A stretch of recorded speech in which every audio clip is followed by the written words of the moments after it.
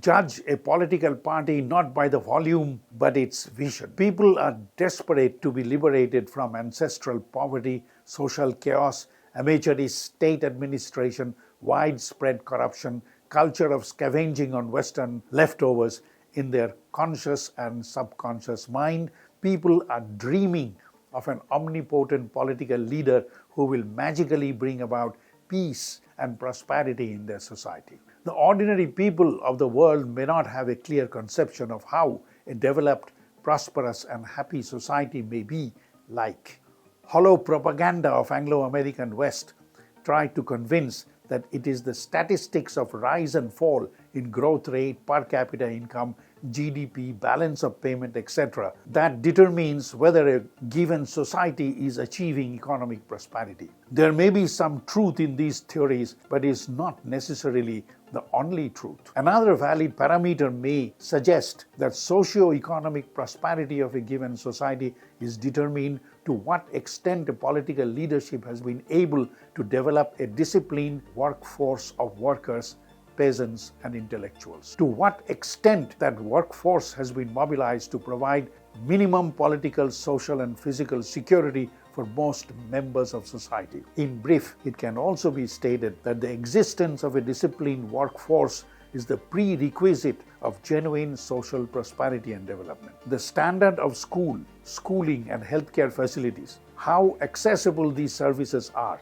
how disciplined their workers, peasants, and intellectuals are, how organized and efficient the municipal and state and the central governments are, determines the degree of development and prosperity of any given society, irrespective of the statistics of growth rate, per capita income, GDP, balance of payment, etc. These might suggest installation of this kind of administration and social transformation requires a unique kind of political leadership that may or may not make use of so-called parliamentary democracy.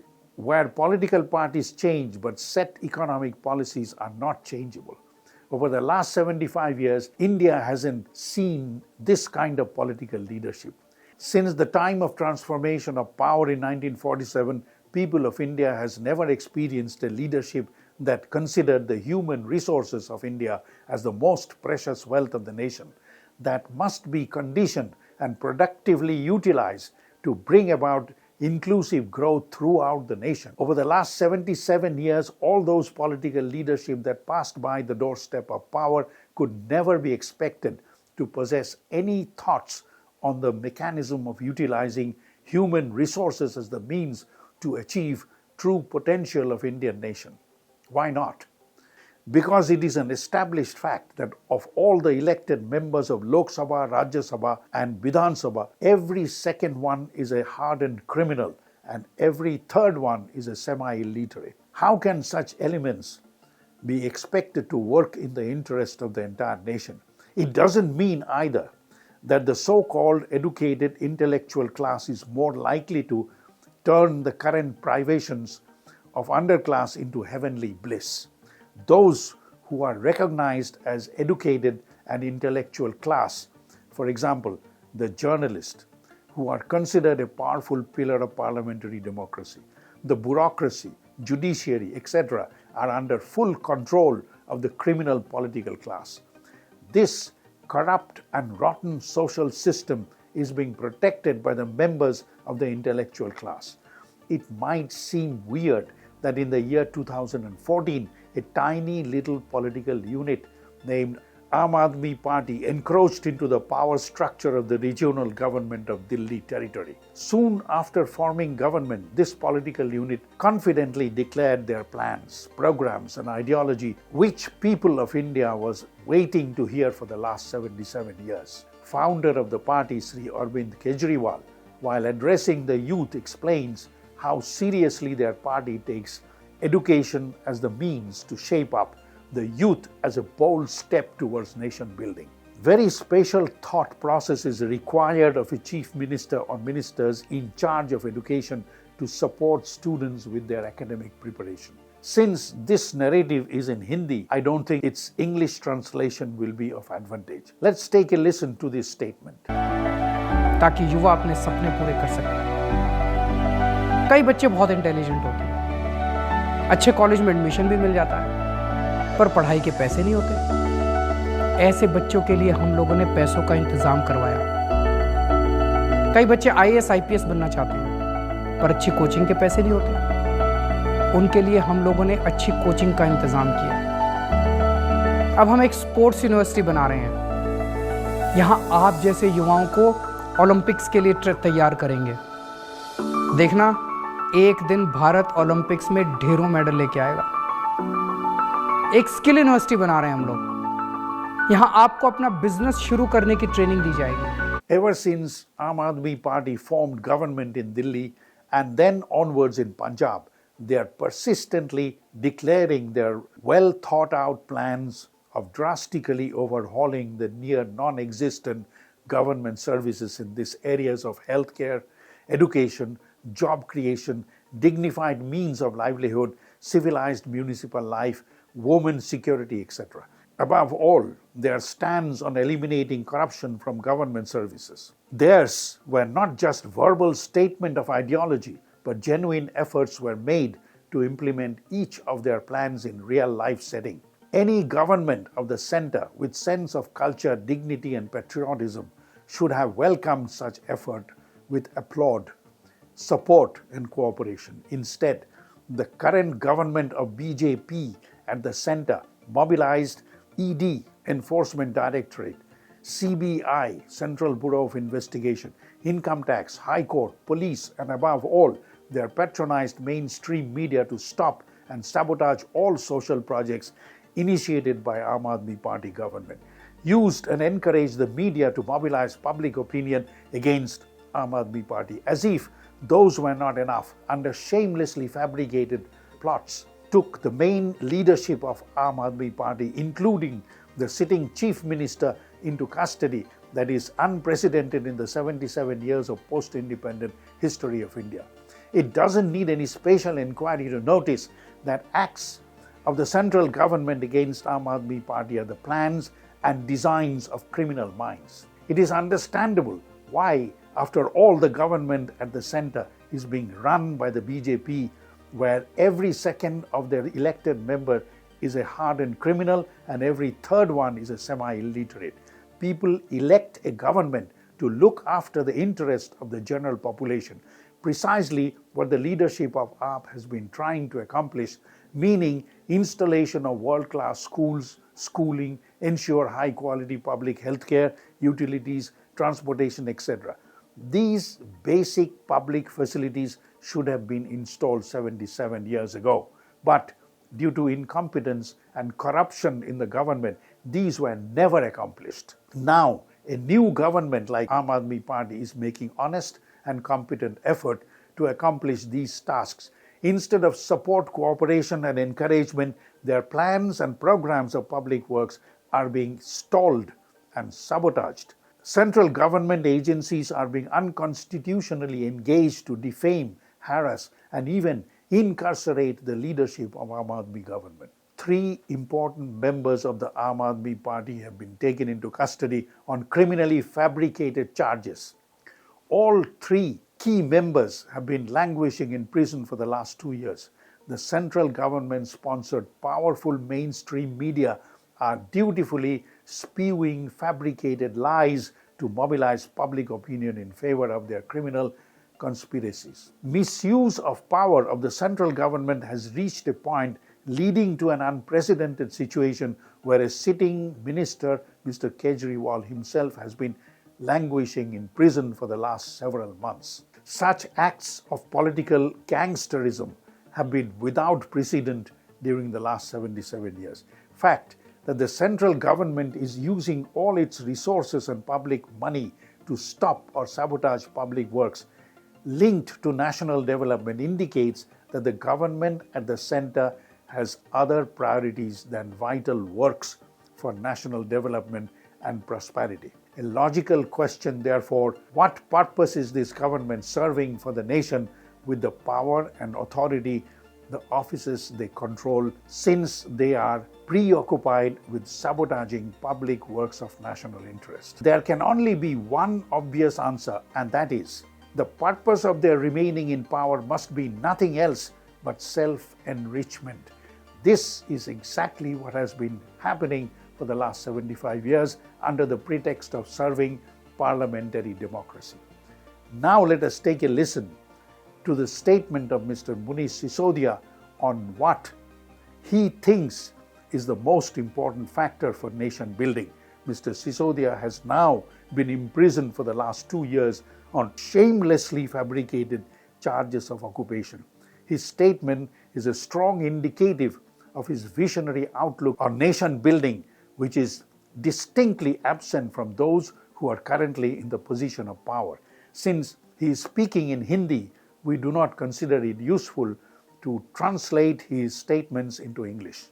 Here is Mr. Sisodia speaking. हमारा मानना है कि education का investment देश के future के लिए सबसे इम्पोर्टेंट इन्वेस्टमेंट है और इसमें किसी को कोताही नहीं करनी चाहिए। जो सरकार देश के बच्चों में, देश के बच्चों के एजुकेशन में इन्वेस्ट करने से कतराती है, वो एक्चुअली देश का भविष्य बिगाड़ने की साजिश करती है। मैं आज एक बार फिर आपके सामने एजुकेशन पे बात करने के लिए आया हूँ और इस पूरे दावे के साथ, अथॉरिटी के साथ बात करने आया हूँ कि दिल्ली सरकार, केजरीवाल सरकार देश की एकमात्र सरकार है जो एजुकेशन को सरकार के काम में सबसे आगे लेके आई। Here is yet another statement from Mr. Sisodia. Here he is explaining the importance of imparting education in Hindi, meaning mother tongue. Let me point out that the ideas of Mr. Sisodia seems to fit well with the viewpoints of world-renowned personalities like Rabindranath Tagore, Jagadish Chandra Bose, Satyendra Bose, C.V. Raman, etc. In the forum of Indian Parliament, where every second member has criminal record and every third one is semi-illiterate, great ideas of nation building is not likely to be admired or respected. Here is Mr. Sisodia speaking. क्योंकि एक doctor के सामने एक patient जाता है, उसको तय है कि इसको कैंसर है, मुझे इसको जिंदा रखना है, इसके अंदर से ये निकालना है, फिर सारा ऑपरेशन वो इसलिए करता है। किसी की हड्डी टूट गई, वो हड्डी जोड़ के उसको चलाना है, दौड़ाना है। मैं पढ़ाने पे आऊं तो मेरे सामने बड़ा स्पष्ट है कि मैं अगर विज्ञान के अध्यापक से बात करूं, उसके सामने तय है कि विज्ञान का अध्यापक अपने बच्चे को विज्ञान पढ़ा रहा होता है और उसका लक्ष्य यह होता है कि अगर ये बच्चा विज्ञान ठीक से पढ़ गया तो आगे चल के एक अच्छा इंजीनियर, एक अच्छा डॉक्टर, एक अच्छा साइंटिस्ट, वैज्ञानिक बन सकता है। गणित पढ़ाने के पीछे भी हमारा लक्ष्य है, आगे आने वाले समय में ये अच्छा इंजीनियर, मैनेजर, एक अच्छा अकाउंटेंट, एक अच्छा चार्टर्ड अकाउंटेंट बन सकता है। हिंदी, और वो अपने बच्चों से कहता भी है, बेटा थोड़ी विज्ञान में मेहनत कर ले, तेरा इंजीनियर बनने का सपना पूरा हो जाएगा। बेटा थोड़ी गणित में मेहनत कर ले, तेरा कॉमर्स के फील्ड में या मैथमेटिक्स, फिजिक्स के फील्ड में तुम बहुत टॉप पे आगे जा सकते हो, यहां तक जा सकते हो, अच्छे नंबर आने चाहिए इसमें। हिंदी का अध्यापक अपने बच्चे से क्या बात करे? हिंदी का अध्यापक जो 6वीं, 7वीं, 8वीं, 9वीं, 10वीं, 11वीं के बच्चे को पढ़ा रहा है, वो क्या बात करे उससे कि हिंदी ठीक से पढ़ ले। अगर तू हिंदी ठीक से पढ़ लेगा तो तू कहां पहुंच जाएगा। हम उससे ये भी नहीं कह पाते कि तू हिंदी पढ़ ले, तू अच्छा साहित्यकार बन जाएगा। हम उससे ये भी नहीं कह सकते तू हिंदी पढ़ ले, अच्छा आलोचक बन जाएगा। ये एक बड़ा सवाल है, लेकिन क्योंकि हम इस सवाल का ठीक से जवाब नहीं दे पा रहे, मुझे इसमें एक बड़ा रस दिखता है।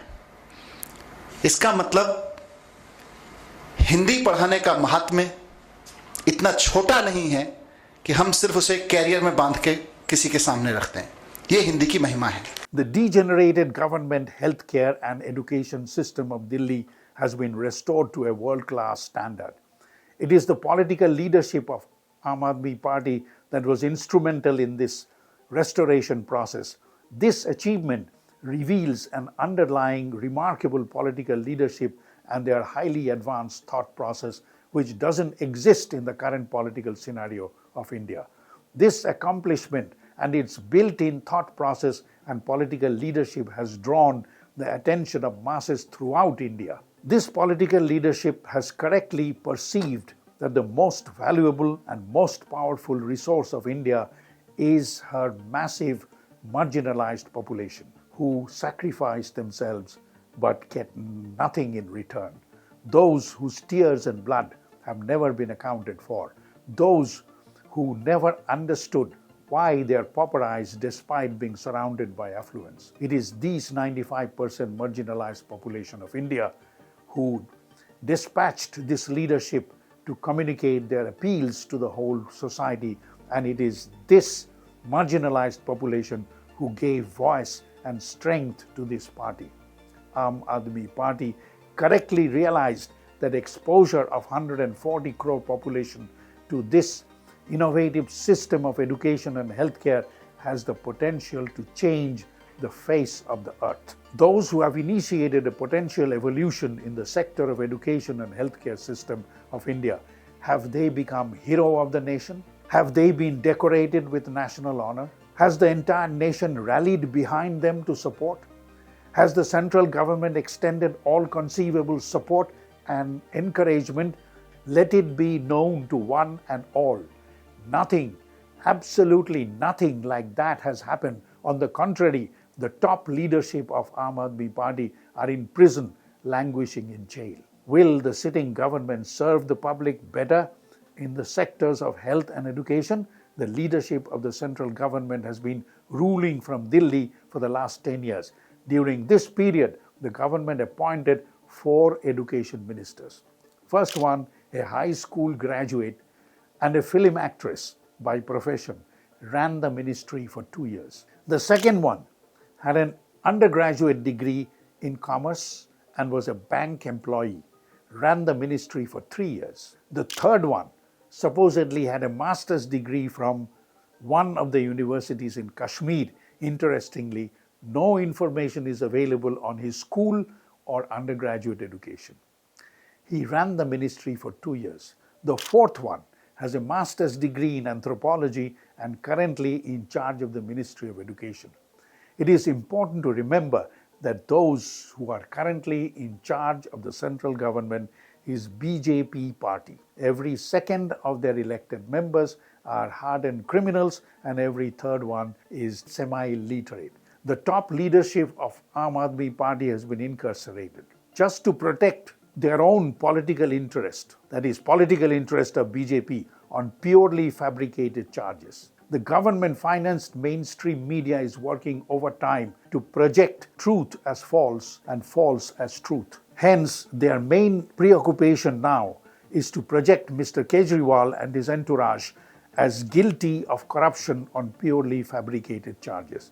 As mentioned before, agencies of the central government have been employed to make things difficult, if not impossible, for the party to work in the interest of people of India. The core leadership has already been taken into custody.